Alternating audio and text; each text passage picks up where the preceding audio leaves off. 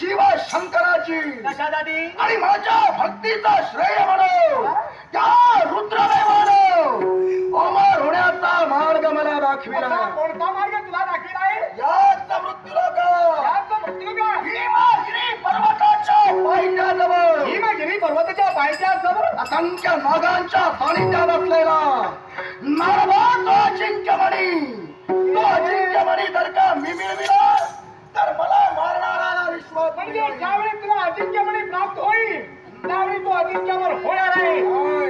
परत आहे म्हणायची आणि तोच मणी मिळविण्यासाठी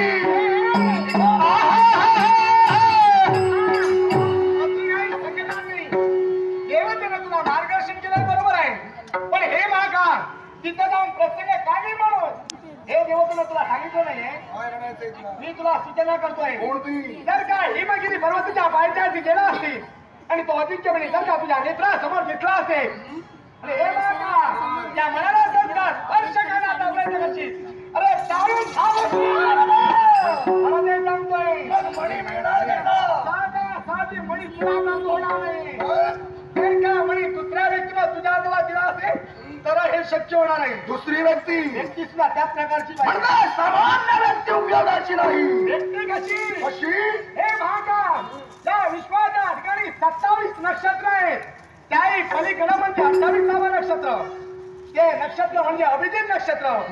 या अभिजित नक्षत्रावर जी व्यक्ती जन्माला तीच व्यक्ती तो मणी काढू शकेल. नारायण व्यक्ती मिळणार कुठं? एक नव्हे दोन आहे. दोन व्यक्ती. पहिली व्यक्ती राजगद्दा शूरमणी, दुसरी व्यक्ती राजगद्दा सुखदेव याची कन्या शुक्राणी या दोन व्यक्तींचा मणी मिळू शकतो. हे लक्षात घे.